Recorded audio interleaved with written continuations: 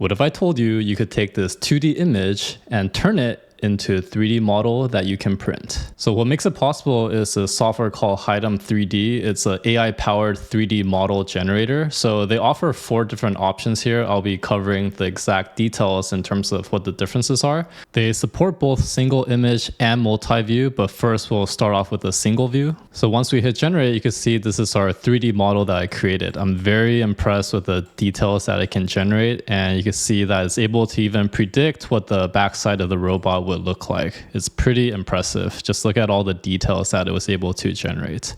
Now, this specific one here, I'm using the highest resolution that they offer, and I also chose the option to show the texture UV, which allows us to see the colors and different lighting conditions of this robot. And they also support different formats here. We have GLB, OBJ, STL, and FBX. So once you put in the slicer, we could see the layer by layers how it will print. You can also play around with the scaling to see what size you want to print. So the print has completed, and now let's remove the support material. You can see right here, this is a close-up of our 3D print, and just look at the quality of this print. It's really crazy how much detail we were able to capture just from that single image. You can see the joint here. There's a lot of fine details in terms of how it's connected. And if you look at the face too, which we'll dive into later, there's a lot of textures that we see on the neck as well as the waist details. So let's compare some of the resolutions here in Blender. So this one is a 1536 Pro. You can see the fine details that we see, especially around the joint areas. The circular part is a very smooth structure that I was able to 3D reconstruct. And you can see there's a lot of details in the chest area too, and around the neck and face. When you step one down to a lower resolution, this one, same resolution, but this is not the Pro, you can see the main difference here is that some of the face area and neck, some of that becomes a little bit distorted, especially the chest area. You can see that some of the circular part becomes not as circular. So you can see if I flash back to this one is a Pro, some of that detail is lost, right?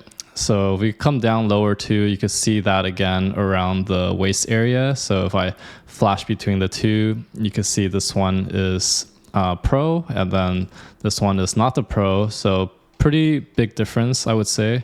And if we look to the general structure, I would say it's not too noticeable. It's just mainly the tiny little features of the model is where you really see the pronounced difference. So if I flash back to the Pro here, you can see there's a lot more details here around the waist as well.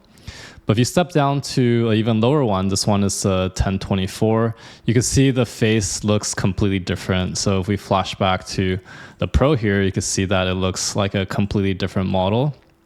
But you can see some of the neck detail lines starts to disappear for this 1024 version.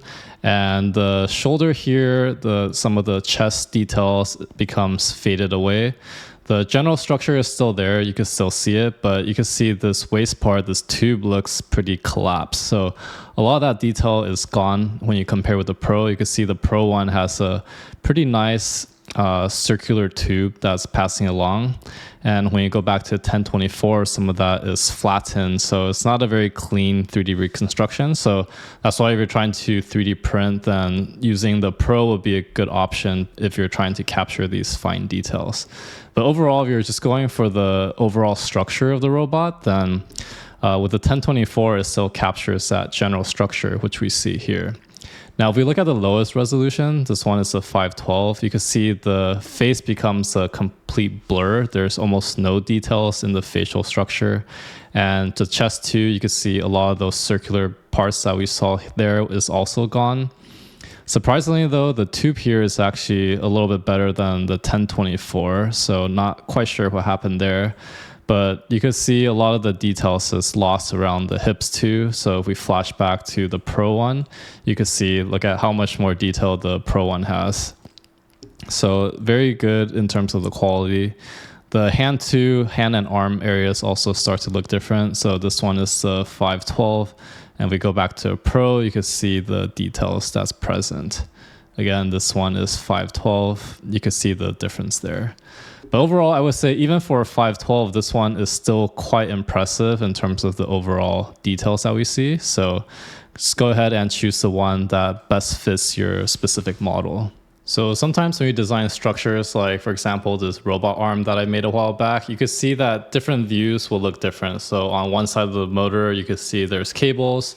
On the other side, it looks like this. So sometimes the design is not fully symmetrical. So I'll be taking pictures of this in different views to test out the multi-view. Before I jump into the results, I've been doing robotics and AI for 10 plus years and have lots of resources on my channel, so make sure to check it out. I also have a Master's Robotics and AI bundle, as well as a Robotics Projects bundle to help you get started in your career. So going back to the multi-view to 3D, what you want to do is give it 4 images. You have the front, back, right, and left. So there's total of 4 images that you feed it. And then once you run generate, we can see the 3D model. So just so you can see the difference between multi-view and single view, I actually first ran a single view test. So this one right here, we use one single reference image. So I use this as the input. And you can see that it assumed this whole thing was symmetrical. So you can see here at the joint, previously we saw the real robot had some cables, but this one assumed it was symmetrical. A lot of details here is also assumed, so that part wasn't correct. So that's really the motivation why you may want to use a multi-view, because some of the details may not be correct and the AI model may need more information to figure out what the whole structure looks like.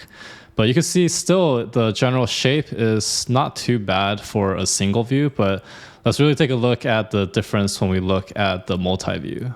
So the first test I ran was with the 1024p. So this is with the multi-view.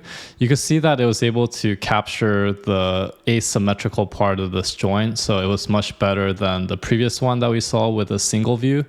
So this part right here, though, is a little bit strange. So we'll be comparing it with the 1536 Pro in a little bit to see if we're able to improve this part. But we could see that part didn't turn out so well. Some of the structures for these triangles is also not quite aligned. It's a bit of a random pattern here. So you can see it tend to struggle with that. And this part too, you can see some of the uniformity is not quite uniform. But you can see overall, it's kind of interpreting the structure that we have. So I would give it, it's still not too bad, but let's compare the difference with the Pro now. So this right here is a Pro, and you can see a very significant difference in terms of the results. You can see these triangle truss structure here, even though they're not all triangles, they're a lot more linear. And the cables too, you can see if you remember previously, the cables looked funny. This one right here actually looks more like cables instead of a giant blob. So if you're looking to 3D print, this would be a pretty good model that it can generate from the multi-views. You can see here the circles too. I don't know if you remember previously, but this pattern here wasn't so circular. So this part did a better job. So definitely with the Pro, you see a very noticeable difference in the details and the resolution. So definitely worth it if you're trying to make this something that you want to 3D print and have more reliable output for your 3D model. So if you're interested in trying this for yourself, make sure to check out the links in the video description. They have some free credits available for you to try.